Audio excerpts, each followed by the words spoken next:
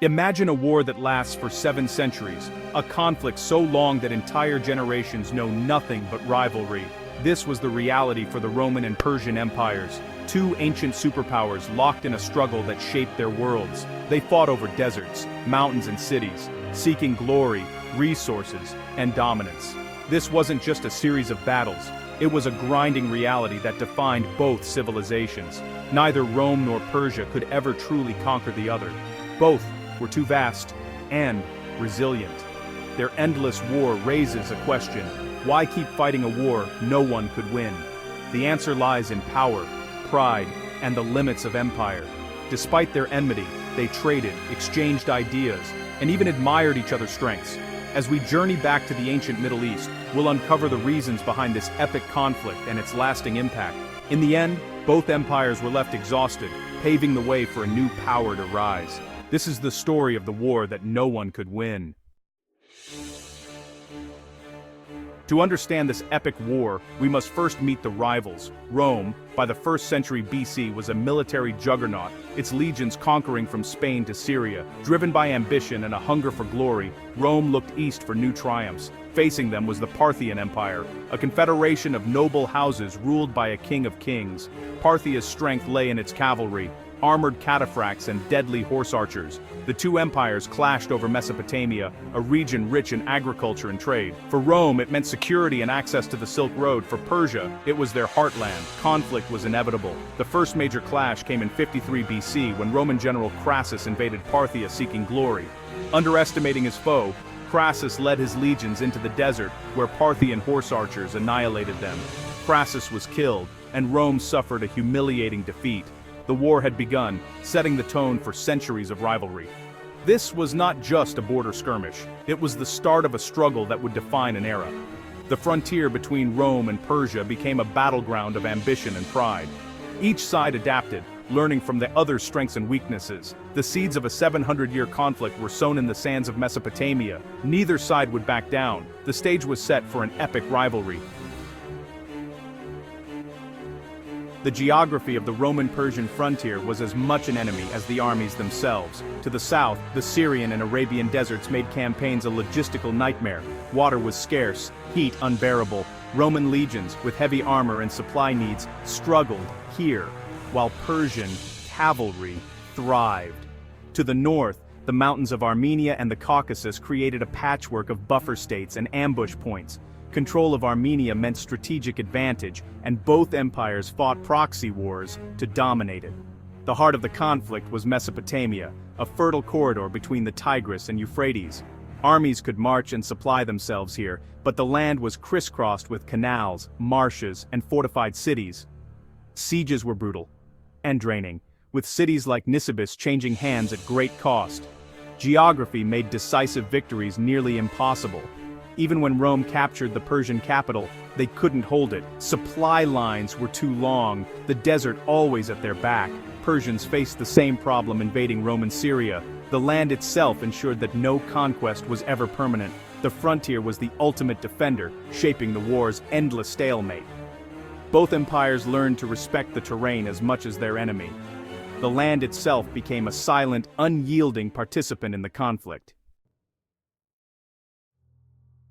The Rome-Persia conflict was marked by dramatic turning points. After Crassus's disaster, Rome sought revenge, but even brilliant generals like Mark Antony failed. Emperor Trajan seemed poised for victory, capturing Ctesiphon and reaching the Persian Gulf. But revolts and overstretched supply lines forced Rome to retreat. The rise of the Sassanids in the 3rd century brought a new, aggressive Persian dynasty. Shapur the Furan captured the Roman Emperor Valerian, a humiliation carved in stone. Rome, resilient as ever, recovered, but invasions like Emperor Julian's ended in disaster. The Persians proved impossible to conquer, and Rome was forced to cede territory. In the 6th century, Justinian and Khosrow fought a global conflict, draining both empires. Treaties like the Perpetual Peace lasted only briefly. The stalemate endured. Each side won battles, but neither could secure lasting dominance. The war became a cycle of triumph and retreat, with no final victory in sight. The rivalry shaped both empires, pushing them to their limits. Legendary generals rose and fell, but the deadlock remained. The cost was immense: treasure, lives, and the strength of both civilizations. The war's legacy was not conquest, but exhaustion. The struggle defined an era but left both empires vulnerable. The stage was set for a new power to emerge. Beyond emperors and generals, this was a war lived by ordinary people. Roman legionaries and Persian cavalrymen endured dust, fear, and constant danger on the frontier. Letters home reveal their worries, pay, illness, longing for family. Civilians suffered most, cities besieged, populations deported, lives uprooted overnight. Yet, life persisted. Merchants braved the war zone, trading silk, spices, and glass. Traders doubled as spies, carrying secrets as well as goods. Both empires built sophisticated intelligence networks, using diplomats and defectors to gather information. The shadow war of espionage was as crucial as any battle. For those on the front lines, the conflict was a daily struggle for survival and connection. Their stories remind us that even in war, humanity endures.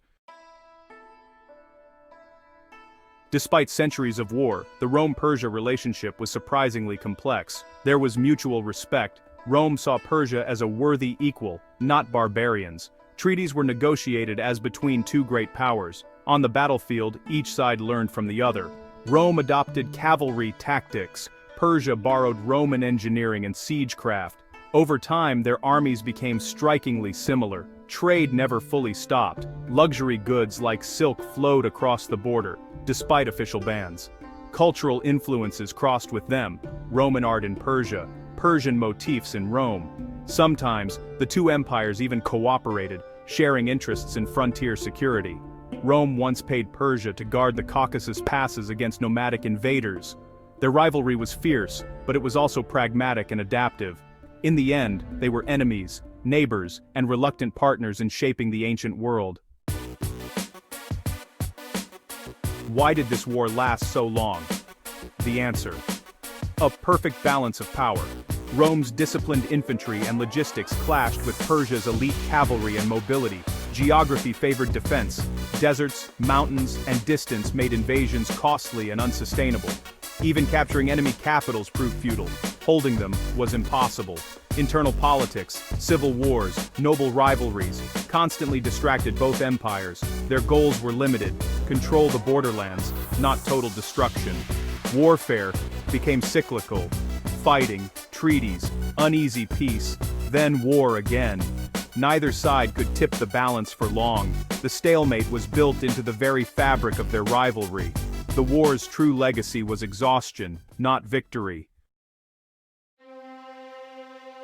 The final act came in the early 7th century, with a war more destructive than any before. Persia, under Khosrow II, Onsanan, under Tadr invaded as Rome reeled from chaos, capturing Jerusalem and threatening to restore a Persian empire. But Rome, now the Byzantine Empire, produced one last hero: Heraclius. Heraclius struck deep into Persia, winning a decisive victory and forcing peace. Both empires were left shattered, armies depleted, economies ruined, populations weary. They had fought each other to a standstill, leaving both critically weak. Neither saw the new threat rising from Arabia, Islam. Within years, Arab armies swept aside the exhausted empires. Persia collapsed. Rome lost its richest provinces forever. The long war had no winner, only a power vacuum filled by a new force. The Rome-Persia conflict is a lesson in the futility of endless war and the limits of empire. Their struggle changed the world, but not as they intended. In the end, history belongs to those who seize the moment when giants fall.